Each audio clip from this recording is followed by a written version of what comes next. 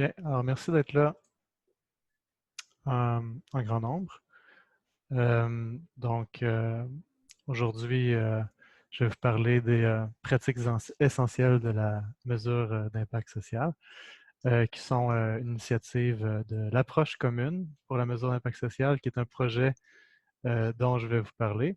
Mais justement, avant de rentrer dans le cœur du sujet, je vais y aller d'abord avec plusieurs éléments de contexte, là. Donc, qui est le TIES?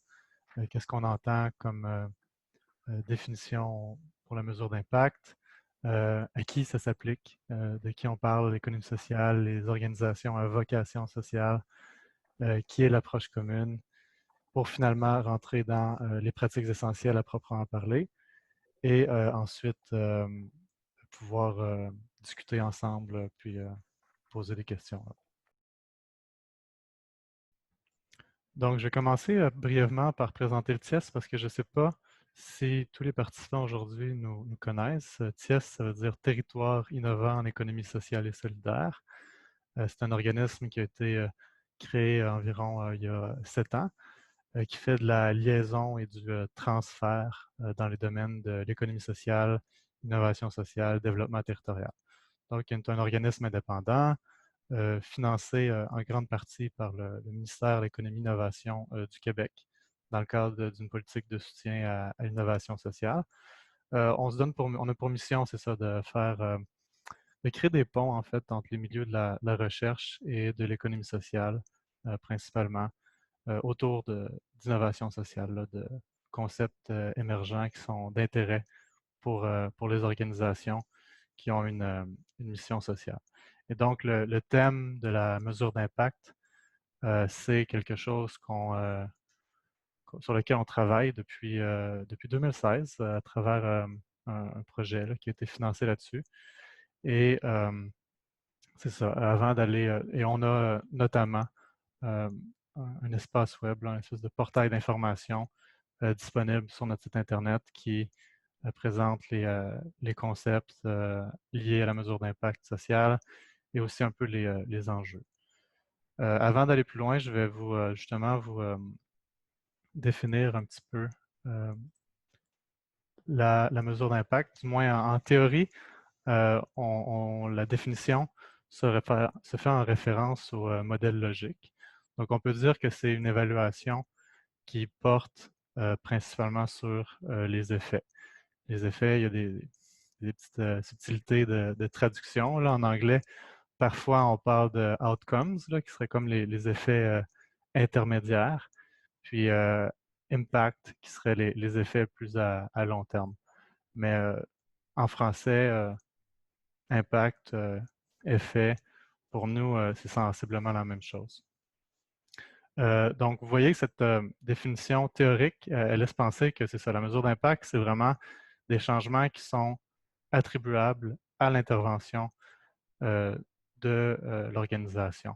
Donc, il y a comme il y a un élément justement de prouver le lien de causalité entre ce qu'on fait et ce qu'on observe sur le terrain, de vraiment montrer ce lien-là. Donc, ça fait appel à des techniques qui peuvent être plus scientifiques, où il y a un contrefactuel, là, un point de comparaison entre si on est là, si on n'est pas là, c'est quoi la différence.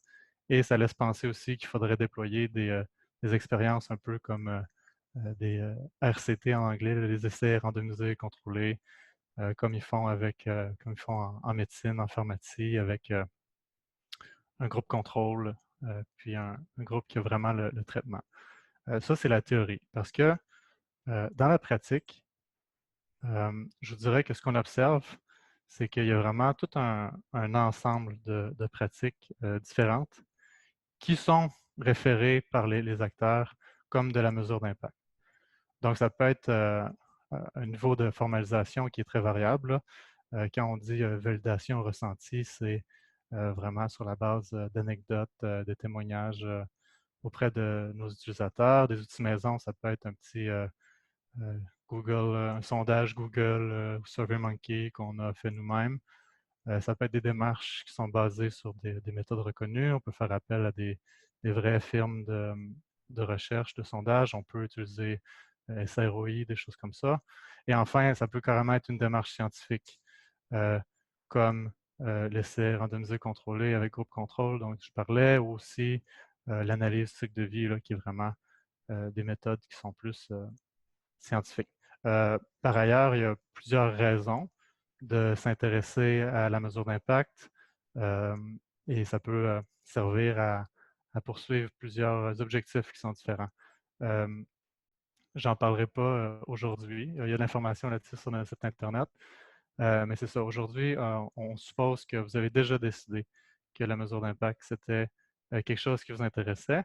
Puis les pratiques essentielles viennent décrire comment, c'est quoi des bonnes pratiques dans ce domaine-là. Donc, je vais aussi, avant d'entrer dans le cœur du sujet, définir un peu mieux qu'est-ce qu'on entend par économie sociale et organisation à vocation sociale. Donc, c'est ça. L'économie sociale, c'est le domaine, c'est le cœur, le public cible principal, je dirais, des projets du TIES. Par là, on entend des coopératives et des organisations à but non lucratif qui poursuivent des activités marchandes. Cela dit, l'économie sociale, on pourrait dire qu'elle fait partie d'un grand mouvement que dans la francophonie, on appelle l'économie sociale et solidaire, et qu'au Québec, on qualifie d'économie sociale et d'action communautaire. Ce sont deux mouvements qui partagent plusieurs valeurs communes. Donc, ce grand mouvement-là est différent du secteur de l'entreprise privée traditionnelle, qui a pour but principal la recherche de profit, qui peut aussi faire des activités qu'on qualifie parfois de mesures d'impact, même si pour moi, ce n'est pas exactement la même chose. Donc, être engagé dans une démarche de responsabilité sociale des entreprises, publier un rapport de développement durable, faire une, suivre les recommandations de la GRI, là, la Global Reporting Initiative, puis aussi toute la finance responsable qui justement essaie de discerner quelles entreprises capitalistes sont meilleures que d'autres. Tout ça, c'est un peu hors champ pour nous. C'est pas de la. Je veux pas dire, je veux pas dire c'est de la mesure d'impact ou pas parce que c'est les acteurs eux-mêmes qui se définissent, mais pour le TIES, c'est pas de ça qu'on va parler aujourd'hui. On ne parle pas non plus de ce que font les administrations publiques, qu'elles soient, peu importe le niveau, là, fédéral, provincial, municipal, que ce soit le secteur de la santé, de l'éducation. Il y a énormément de connaissances par rapport à l'évaluation dans ces domaines-là. L'évaluation de programme est apparue à la sortie de la Seconde Guerre mondiale avec l'expansion de l'État-providence. Ça s'est développé comme un champ d'activité professionnel avec des facultés, avec des manuels. Donc, l'évaluation, la mesure d'impact est énormément redevable au domaine de l'évaluation de programme, mais ce n'est pas de ça qu'on parle non plus. Enfin, il y a des entreprises sociales qu'on voit apparaître de plus en plus souvent dans la dernière décennie, qui sont comme un peu à mi-chemin entre le mouvement de l'économie sociale et le mouvement de l'entreprise privée traditionnelle, parce que souvent au Québec, ils vont employer une forme juridique incorporée, mais tout de même se donner des balises qui assurent qu'elle recherche à atteindre une mission sociale et non seulement du profit. Donc, tout ça pour dire que le domaine qui nous intéresse aujourd'hui, quand le TIES et l'approche commune parlent de mesures d'impact social, c'est ce que le gouvernement fédéral appelle les Social Purpose Organizations, qu'on traduit en français par organisation à vocation sociale et qu'on retrouve parfois dans la littérature comme étant qualifié de tiers secteur. Donc, c'est de ça qu'on parle aujourd'hui. Maintenant, je vais m'intéresser un petit peu plus à l'approche commune, parce qu'aujourd'hui, on parle des pratiques essentielles qui sont élaborées par l'approche commune avec la contribution du TIES. Donc, l'approche commune, c'est un projet, c'est une initiative pan-canadienne qui a débuté depuis déjà plus d'1 an et qui fait notamment suite à des travaux qui avaient été initiés en Ontario avec la stratégie pour l'entreprise sociale, mais c'est vraiment une initiative pan-canadienne. Là, je vous affiche à l'écran certaines organisations qui sont impliquées. Et peut-être que cette liste-là n'est pas à jour et vous n'avez pas à noter chacun d'entre eux. C'est seulement pour vous donner une idée, là. Donc, si je reviens dans mes slides, je disais, c'est ça, l'approche commune, elle repose sur 4 piliers. Le premier, c'est les pratiques essentielles. Donc, c'est des bonnes pratiques liées à l'évaluation de l'impact qu'on va présenter plus tard dans le webinaire. Par ailleurs, il y a aussi cette idée qu'on peut proposer aux entreprises un cadre flexible, un cadre de mesure d'impact qui est flexible. Qu'est-ce que ça veut dire? C'est que, d'une part, les organisations ont besoin d'avoir une mesure qui est personnalisée, qui choisissent des indicateurs ou des domaines qui mesurent qui correspondent à leur réalité. Mais en même temps, il y a des bailleurs de fonds, des réseaux, des administrations publiques qui, eux, ont besoin de plus de standardisation, qui ont besoin de pouvoir comparer et mettre ensemble. Donc, comment est-ce qu'on résout cette tension-là? L'idée, c'est de donner la liberté aux entreprises de définir elles-mêmes qu'est-ce qu'elles vont mesurer, comment elles le mesurent, mais ensuite de, de le faire dans un certain cadre qui va permettre une agrégation dans le futur. Comment ça se fait? Comment c'est possible? Ça, c'est notamment en faisant la promotion d'un formulaire commun qui est essentiellement une façon de compiler des informations organisationnelles de base, le nom, l'adresse, le numéro de bienfaisance si ça s'applique, la forme juridique, etc. Et de proposer à plusieurs bailleurs de fonds de réutiliser ce formulaire commun de sorte qu'on n'ait pas à tout le temps réécrire la même information. Par ailleurs, il y a aussi cette idée de norme commune des données qui est vraiment au niveau de la programmation. C'est un système qui organise les données liées à l'impact, qui rend possible justement l'idée de cadre flexible et qui fait que certains logiciels, si on écrit de l'information liée à notre impact dedans, ils vont, en suivant cette norme commune, pouvoir se parler et les données vont pouvoir s'échanger plus facilement. Alors, c'est un projet qui est toujours en développement qui, et qui sera à suivre certainement là, dans les prochaines années. On arrive finalement au... bon, d'abord, Stéphane, est-ce qu'il y a des questions à cette étape-ci avant que je plonge dans les pratiques à proprement parler? Pas pour l'instant, il n'y a pas de questions, Gabriel. OK. Faut pas vous gêner si je vais trop vite ou que je ne suis pas assez clair.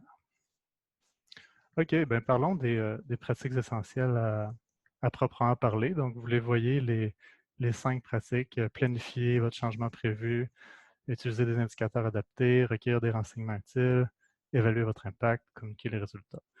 Je vais y venir une par une. Mais avant, je tiens à vous montrer comme à droite de l'écran, qu'est-ce qu'il y a au cœur de toutes ces pratiques-là? Il y a les gens, il y a les parties prenantes, les utilisateurs. On a fait le choix de pas de pas considérer la consultation des parties prenantes comme une étape distincte du processus de mesure d'impact parce que c'est quelque chose qui doit être fait à chaque étape, justement. Mais cette idée-là est très importante. Par ailleurs, juste avant de rentrer dans les pratiques essentielles, un mot sur comment elles ont été élaborées. C'est sur la base d'une revue de la littérature et des pratiques existantes. Donc, si vous vous référez à des cadres qui ont été élaborés, par exemple, par le Comité sectoriel de la main-d'œuvre en économie sociale et action communautaire, par le CFP, le Centre de formation populaire, par le groupe d'experts de la Commission européenne sur la mesure d'impact, ou ce que le TIES recommande sur son propre site Internet.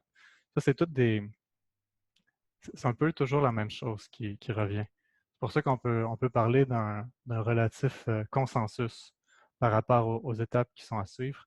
Donc, les pratiques essentielles, c'est pas une nouvelle méthode, c'est pas une certification non plus, c'est juste c'est un état des lieux de où en est justement la littérature, les consensus par rapport à des bonnes pratiques à mettre en œuvre. Donc, je vous parle d'une première étape qui s'appelle planifier les changements prévus. Si on veut mesurer son impact, il faut nécessairement commencer par savoir où on s'en va comme organisation, qu'est-ce qu'on veut réaliser. Parce que tout le reste va découler de cette clarté stratégique. Donc, comment on fait pour planifier son changement prévu? Bien, on peut se référer, par exemple, au modèle logique. Dans certains cas, on peut aussi utiliser ce qu'on appelle une théorie du changement.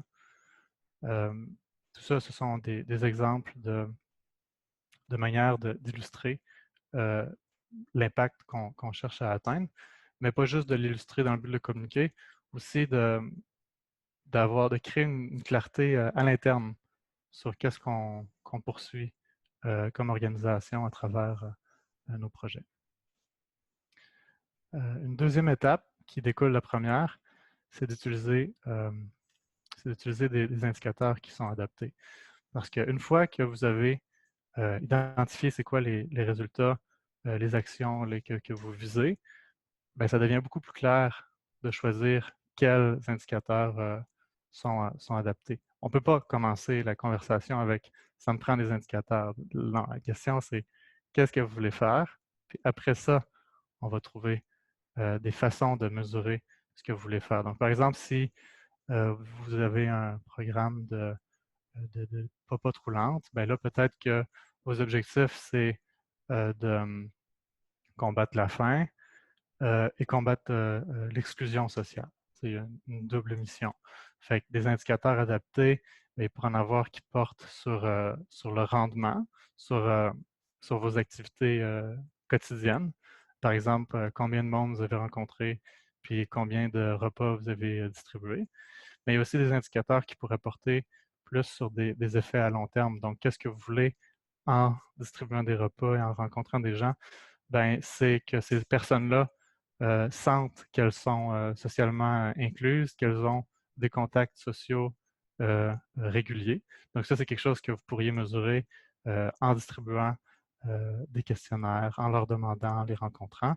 Puis même chose, vous ne voulez pas juste distribuer des repas, vous voulez combattre la faim, donc assurer un accès à une nourriture abordable, de qualité. Donc ça aussi, c'est des choses que vous pourriez mesurer dans vos activités. Une autre étape qui découle, euh, c'est c'est de recueillir des renseignements utiles. Une fois que vous avez une bonne idée de ce que vous voulez mesurer, ben, il faut commencer à recueillir ces renseignements-là. Donc, c'est ça, je disais, il y a certains indicateurs qui peuvent être intégrés dans la gestion de vos activités quotidiennes.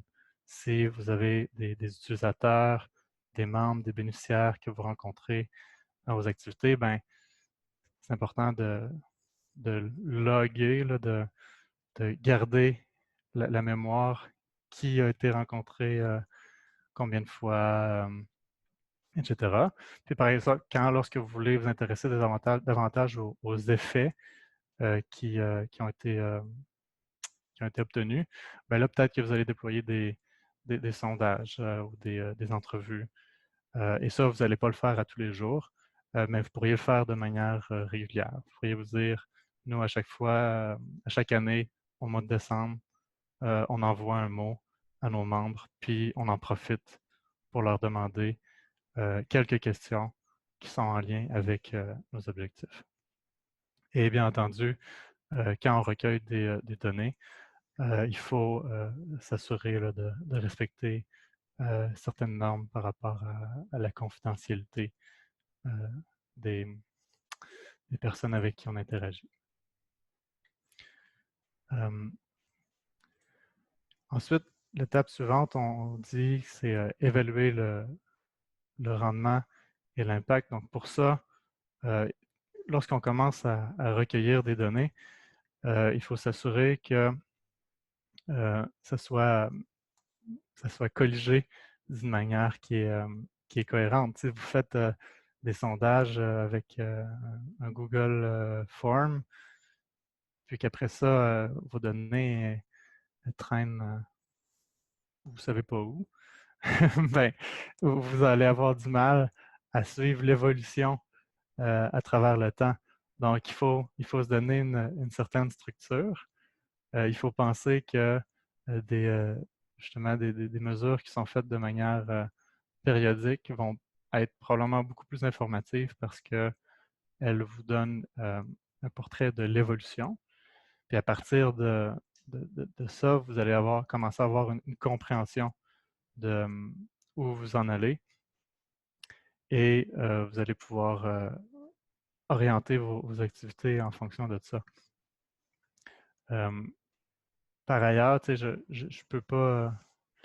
Ça reste assez superficiel là, comme présentation. On parle seulement des grandes lignes, mais la question de quelles sont les meilleures pratiques pour gérer des données liées à l'impact, c'est quelque chose qui intéresse beaucoup le TIES. Donc, si vous, vous avez vous-même des expériences, des témoignages, n'hésitez pas à m'écrire parce que dans les prochains mois, on va lancer un processus là-dessus pour recenser des bonnes pratiques et éventuellement euh, communiquer là, les résultats de ce travail-là. Et finalement, en parlant de communiquer, la dernière étape du processus, on aurait pu l'appeler utiliser les résultats et communiquer les résultats parce que la communication, c'est une, une utilisation possible, mais évidemment, la vision qu'on défend au TIES, c'est que l'évaluation, la mesure d'impact, elle devrait être faite d'abord dans la logique de mieux de vous améliorer. Donc d'abord de comprendre qu'est-ce que vous faites, qu'est-ce que ça produit, puis ensuite de s'ajuster en fonction de ce que vous trouvez. Parce que bien entendu, on le sait qu'il y a beaucoup d'organisations qui s'intéressent à la mesure d'impact dans une logique de convaincre d'autres personnes, des bailleurs de fonds potentiels, que ce qu'ils font, c'est légitime. Euh, c'est correct, ça, on est tous dans un environnement qui est concurrentiel où il faut étirer notre épingle du jeu, mais lorsque vous avez le choix, du moins, on vous encourage à faire une évaluation qui est d'abord centrée sur vos besoins de comprendre et de s'améliorer. Euh, donc, c'est ça, des exemples de comment est-ce qu'on fait pour communiquer les résultats. Il y a beaucoup, on voit souvent des tableaux de bord qui pourraient être à l'intention des gestionnaires ou des administrateurs. Votre rapport annuel, c'est aussi un endroit où c'est une bonne idée de valoriser les résultats euh, de, votre, de, de vos exercices d'évaluation. Il peut y avoir un rapport, évidemment, là, euh, quand vous avez mis en place une démarche dédiée d'évaluation. Souvent, il y a un rapport qui découle de ça, mais assurez-vous que le format de communication il corresponde aux attentes du public que vous essayez de rejoindre. Parce que trop souvent, il y en a des rapports de 100 pages qui ont été lus par 2-3 personnes, qui sont archivés à quelque part. Là, puis archiver, c'est le terme poli pour tabletter. Là. Donc ça, évidemment, on veut éviter que ça arrive. Et encore une fois, un appel à tous, si vous connaissez des bonnes pratiques par rapport à la communication des résultats de l'évaluation ou que c'est un sujet qui vous intéresse, n'hésitez pas à nous écrire parce que c'est un autre chantier de recherche et transfert qu'on est en train de lancer au TIES.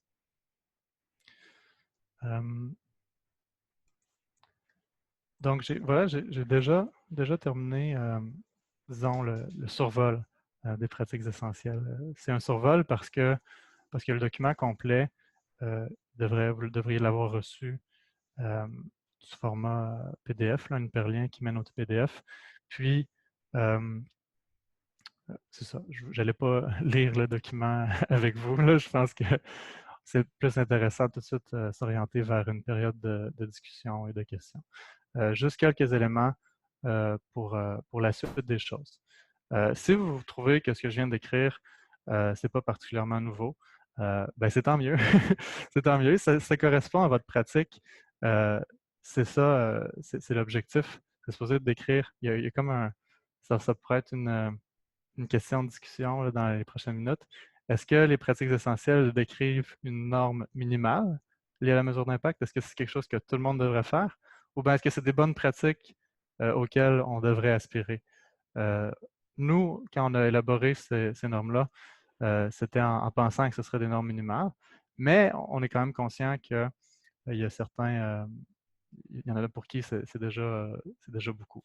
Donc, première question. Mais si ça correspond à ce que vous faites, ben, contactez l'approche commune et dites-leur, OK, c'est ça que je fais. Euh, Puis ils vont être heureux vous allez pouvoir afficher le logo de l'approche commune pour dire justement euh, que ce que vous faites correspond à des normes minimales. Si vous pensez qu'il y a des choses que j'ai dit, que j'ai dites ou que vous avez lues qui ont pas d'allure, ben ça aussi, c'est des commentaires qui sont le bienvenu. Vous pouvez le dire maintenant, vous pouvez m'écrire, puis on va en parler.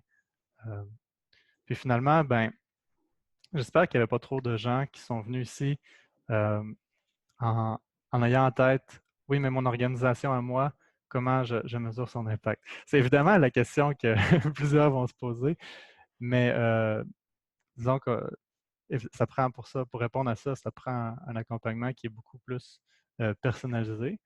Et c'est pas quelque chose que le TIES fait régulièrement, mis à part dans une logique de documenter des bonnes pratiques pour les communiquer dans le futur. Cela dit, il y a une section de notre site Internet, là, section 6, qui fait quoi, qui liste justement la liste de toutes les organisations en économie sociale qui sont susceptibles de vous aider dans une telle démarche. Donc, je vous y réfère pour que vous puissiez aller plus loin.